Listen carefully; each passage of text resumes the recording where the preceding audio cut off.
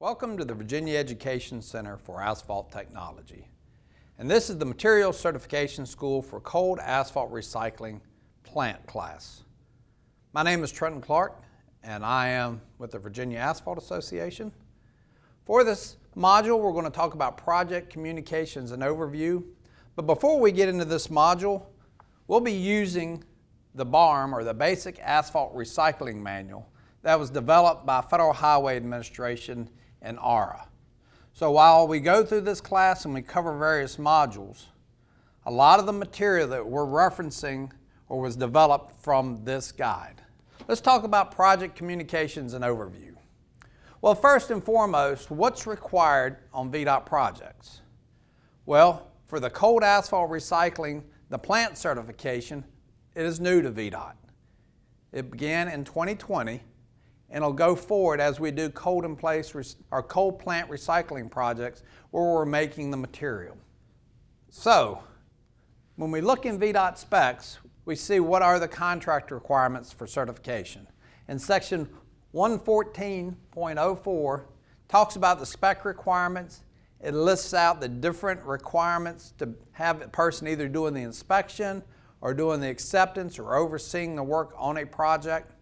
Because this is a new certification that's required by spec, that will be added to this document as a supplemental specification. And we'll talk about that here in a moment. If you look in VDOT's Manual of Instructions, you'll see a whole list of different material certification requirements that ties back to that spec book. You see a list by title, the different schools that they'll have to go to, and if a proficiency is required, what proficiency. For this class, for the cold asphalt plant class, there is no proficiency requirement. So once you take the class, you take the written exam, you are now certified. So first and foremost, let's talk about projects. The communication is vital to making sure that it actually flows well. So it's vital that we know what the specs are, what the contract documents look like, what specifications are in place.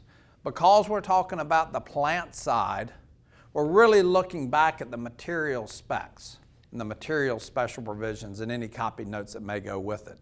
Because the materials that we're producing could go to a construction job or could go to a maintenance job or any various number of jobs. So the material that we have produced at the plant need to meet the specs to feed any one of those projects.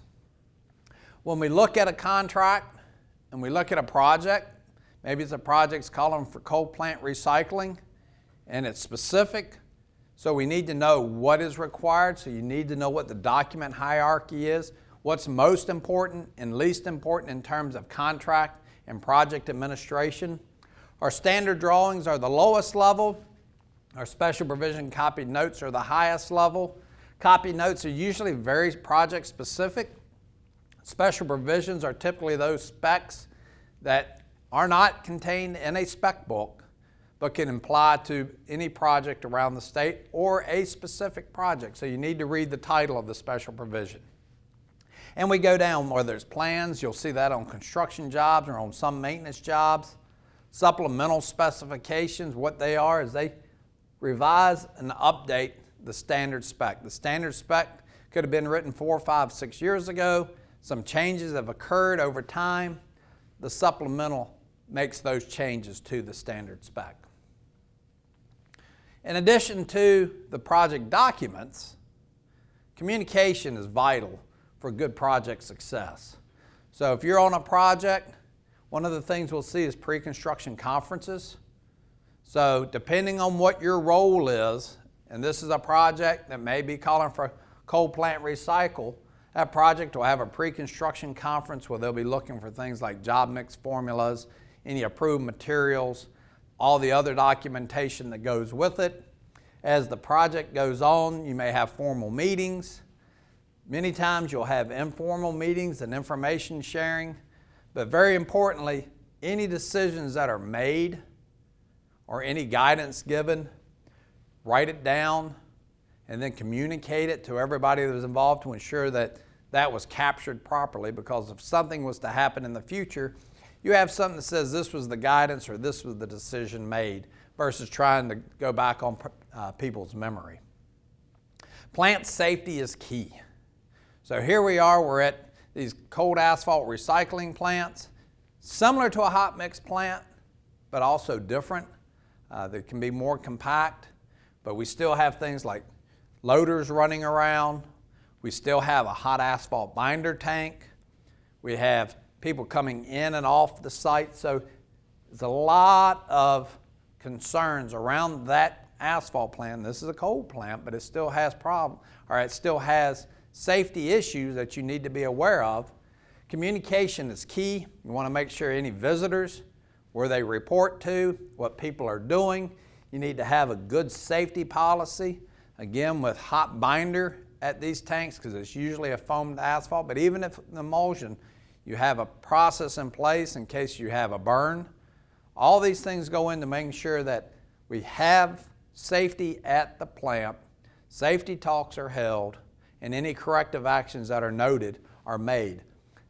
The policy depends on the contractor that's doing it, but they're pretty similar across the board. Just have to have those to make sure everybody stays safe. So what is cold asphalt recycling plant? Where should we be using it at? Well, if we look in the Manual of Instructions, that's what MOI stands for, Chapter 6, page 85, we see a description, and it says the production of cold asphalt recycling material at a stationary or mobile plant. Stationary is the cold central plant. The mobile plant is cold in place recycling. So the stationary plant, similar to a traditional asphalt plant, where you're taking in millings, maybe you're adding in some virgin aggregate, it's going in, it's being mixed, checking moistures, having a stabilizing agent, foamed asphalt, emulsified asphalt, goes through a pug mill and comes out. That's a cold central plant. Cold in place recycling is when all the mixing is done as the paving train goes down the road. So we're mixing all the material right then and there, mobily moving it down the road. So that's the two differences in those types of plants. So as we look at them, here we got the cold central plant. Here we have the tanks associated with it. Here's a silo that would have cement, lime kiln dust, whatever may be the stabilizer, or one of the additives to make the material. Here was a conveyor, but all the equipment in the back, and this is a working plant. Here we see cold in place recycled material going down the road, and here after it's gone through the housing, it's been mixed together, it's in a windrow ready to be picked up and paved. Where should we be using it? Really depends on the process. For cold in place, we're doing it on restorative projects where restorative maintenance or reconstruction is being done. 5 miles in length, because you have to have enough production to make it cost effective, and maintenance history where we've got a pavement with a lot of structural problems in the upper layers. And again, that goes back to those distress ratings. The cold plant recycle is any project size. We treat it like a base asphalt material because we're going to build on top of it, and we can use it on new construction, reconstruction, and rehab. So whether you're doing cold in place recycling or cold plant recycling, the final surface really depends on multiple things. It's generally one or more lifts of asphalt concrete. If you look at the manual instructions on page 88 of Chapter 6, it gives you more details. On some low volume roads, that may be a surface treatment or a slurry surfacing.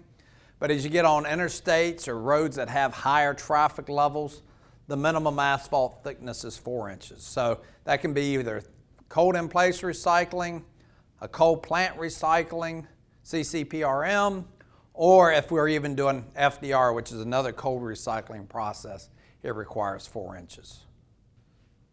So let's summarize the cold asphalt plant requirements. One, it's now a certification. So there's a plant certification in VDOT specs starting in 2020.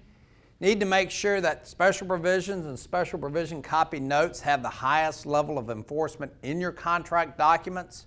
So as you look at the contract, Is there special provisions? Is there special provision copy notes? And they will supersede everything from supplementals and plans and standard drawings. So remember that diagram with the hierarchy. CIR is used to correct roads with distresses and failures in the upper 6 inches of the pavement structure within 6 inches of the surface typically.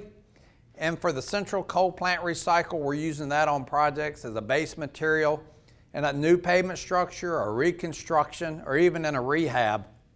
So CCPR has multiple uses, not just on a single project, but on multiple types of projects. So if you have any questions about this module, feel free to ask your facilitator or your moderator, and good luck.